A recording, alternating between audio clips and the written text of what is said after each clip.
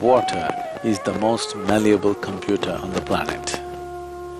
You may be living wantonly right now, but water is responding largely to your karmic substance. The same river water will respond differently to 5 different people if they allow little space between them, it's clearly there. Water has both memory and intelligence of its own.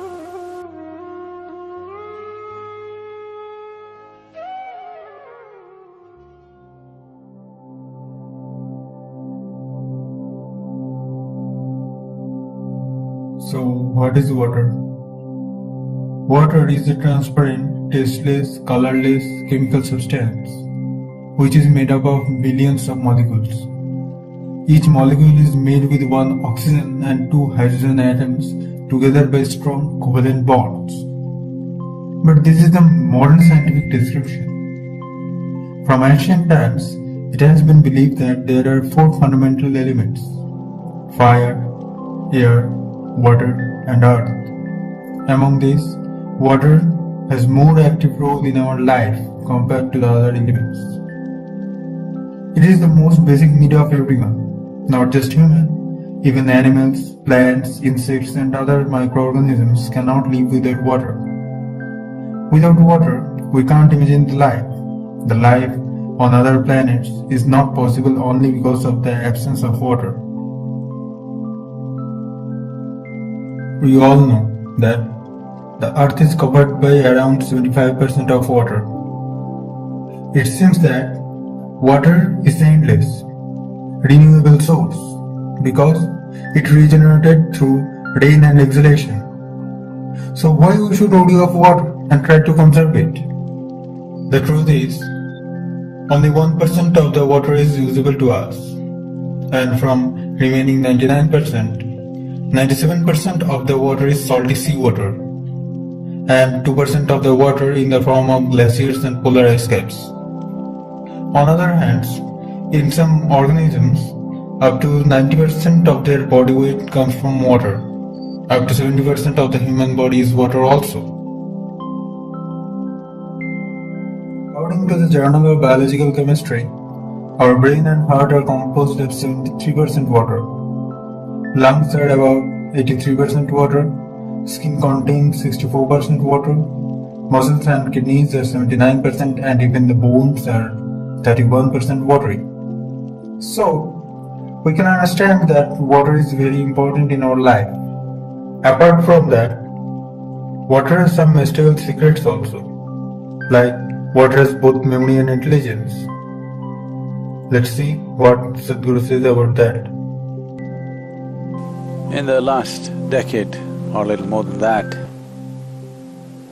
much is being said in modern scientific language as to how water has both memory and intelligence of its own.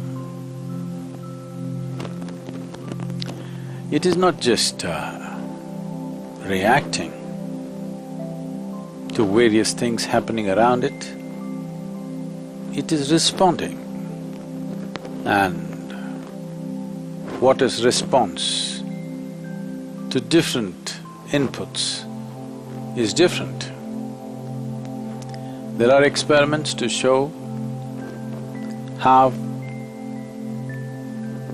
water does not respond the same way to every person who approaches it. So if the water does not respond well to you, you're a done case. Over 72% of your very physical body is water. If the water doesn't behave well with you, you're done. Your physical life is going to be a horror story in so many ways. You can be vaccinated for every disease there is and there isn't, but your physical life is going to be a horror story because water does not respond well to you.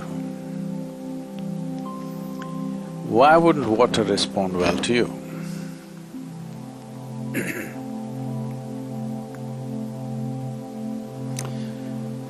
To put it in a very simplistic way,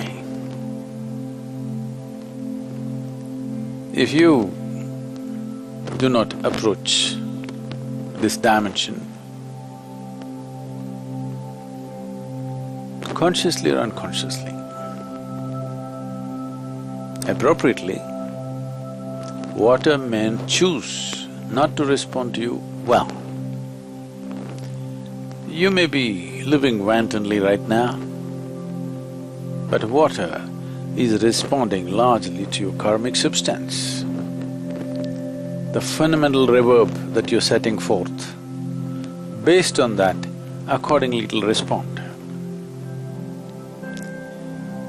So, if we find that somebody has this issue of the very water which is nearly 2/3 of our body, or more than 2/3 of our body, nearly 3/4 of our body, is not behaving well within us and just about everything is going wrong with the system, then water-based kriyas and karmas are done so that you make friends with water. Because if you're not friends with food, you can still manage, it's only 12%. But if you're not friends with water, physical life is going to be a horror story. So to keep this relationship between the water that's around us and the water that's within us and the water that has to come into us today,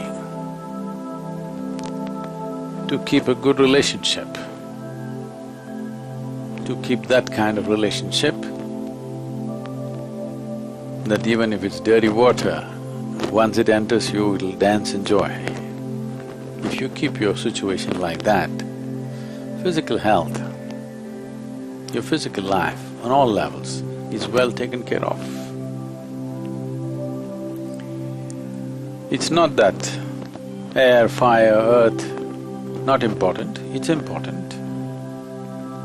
But in sheer volume, water wins. Most nations turning democratic majority, you know the value of majority. And among the ingredients, leaving the Akash, which is of a completely different nature, among the four, water has a more active role, more participatory role compared to the other elements. What does this mean in our day-to-day life? What does this mean in our process of creating health, well-being, intelligence, agility, and the spiritual possibility? What does it mean? What it means is, you can either float on the water or you can drown. That's what it means. The same water can take you places. The same water can drown you. So, the dimension of water, much has been said in recent times, and we know that we can change the molecular composition of water with any kind of reverb or vibration. The way the water structures itself, the way the molecular structure changes so rapidly, and water has almost like how human body has cells. Water has its own cellular structure, and this cellular structure can change with even smallest inputs of vibration. Vibration can come in the form of touch, in the form of thought, emotion, a look, or an utterance of a sound, a mantra, or just the presence, or if one is meditative, it's a known thing. These are recorded now, many images, microscopic images produced like this, that when you become meditative, how the neuronal structure in the brain rearranges itself and dances in a completely different way, simply because you're in a certain state of experience. When you're joyful, how the neuronal structure is. When you're peaceful, how it is. When you're blissful, how it is. When you're stressed or anxious or angry, how it is. All these things have been recorded now. Something very similar to what happens in human brain happens in water for every input that is put into it. When I say input, not chemical input, not physical input, just a thought or an emotion can change the molecular structure of the water in a dramatic way. Different bodies of water are responding in different ways for the same inputs. And the same body of water responds in different ways for different people who come to it. If 5 people go to the river, the same river water will respond differently to 5 different people. If they allow little space between them, it's clearly there. So, we are dealing with such an intelligent liquid. They've gone to the extent of saying that water is the most malleable computer on the planet.